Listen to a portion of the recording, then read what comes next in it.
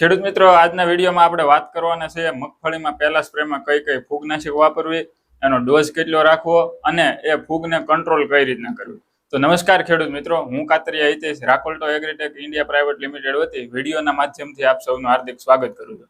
તો હવે સમગ્ર ગુજરાતમાં વરસાદી માહોલ જામ્યો છે અને ત્યારબાદ મગફળીમાં જો પ્રથમ સ્પ્રે શરૂ થવાના હોય ને ઘણા બધા ખેડૂતોને ફૂગનાશક નો સ્પ્રે કરવાનો છે. તો હવે કેવા ખેડૂતોએ કઈ ફૂગનાશક વાપરવી જોઈએ એની આજના વિડીયોમાં આપણે વાત કરવાના છે.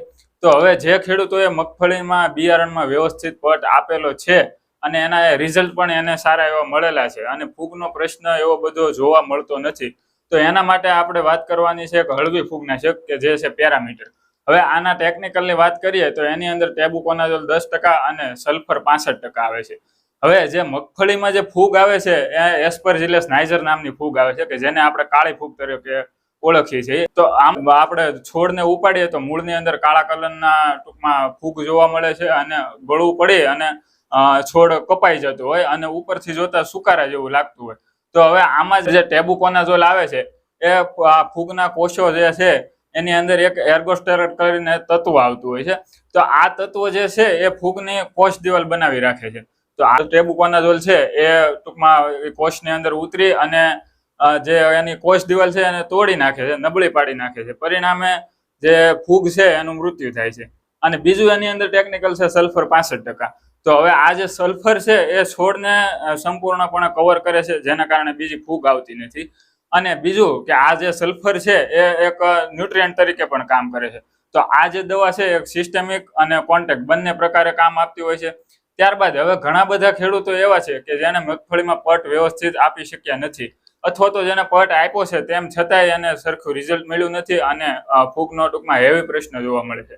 તો આવા ખેડૂતો માટે જે છે એ આ પ્રોડક્ટ છે મલાકી. તો હવે આના ટેકનિકલની વાત કરીએ તો એની અંદર એઝોક્સિસ્ટ્રોબિન પ્લસ ક્લોરોથેલોનિલ આવતું હોય છે. હવે આ એઝોક્સિસ્ટ્રોબિન વિશે વાત કરીએ તો જે એ ફૂગના કોષો આવેલા હોય છે એના ટૂંકમાં શ્વસન તંત્ર ઉપર ડાયરેક્ટ અસર કરતું હોય છે અને પરિણામે જે ફૂગ છે એની ઉર્જા બનાવી શકતું નથી અને આગળ ફૂગના બીજનું બીજાંકુરણ થતું નથી. પરિણામે ફૂગ મૃત્યુ પામે છે અને આગળ ફેલાતી અટકતી હોય છે.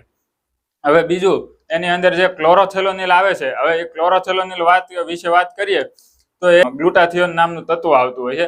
તો એની સાથે જોડાય અને ફૂગને કોષોને મારી નાખે છે. પરિણામે ફૂગ આગળ વધતી નથી. તો આ બે જે દવાઓ છે તે મગફળીમાં પ્રથમ ડોઝમાં વાપરવી જોઈએ. ભલામણ મુજબ જે પ્રથમ દવા છે પેરામીટર એનો પ્રતિ પંપ 40 ગ્રામ જેટલું માપ રાખી શકાય છે, અથવા તો એકરે 500 ગ્રામ સુધી આપી શકાય છે. અને ત્યારબાદ બીજી જે પ્રોડક્ટની વાત કરીએ આપણે મલાકી વિશે, તો પ્રતિ પંપ એનો 25 થી 30 ml ડોઝ રાખી અને વાપરવાથી ફૂગમાં ઘણા બધા સારા પરિણામ મળતા હોય છે.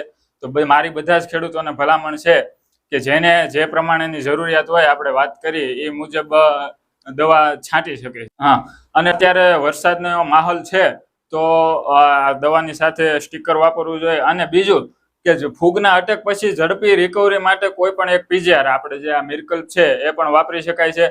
જેનાથી શું થાય તો કે જે ફૂગનો જે અટેક હતો એ આ જે પ્રથમ દવા હતી એનાથી તો હટી જશે, પ્લસ છોડનો ઝડપી ગ્રોથ અને એની સારી રિકવરી માટે આપણે જે આ મિરકલ્પ આવે છે એ ભેગું નાખવાથી એને ખૂબ સારા પરિણામ મળતા હોય છે અને પરિણામ લાંબો સમય સુધી ટકી રહે છે. છોડમાં ગ્રીનરી અને એનો આખો ગ્રોથ અલગ પ્રકારનો જોવા મળે છે અને એ જળવાઈ રહે છે.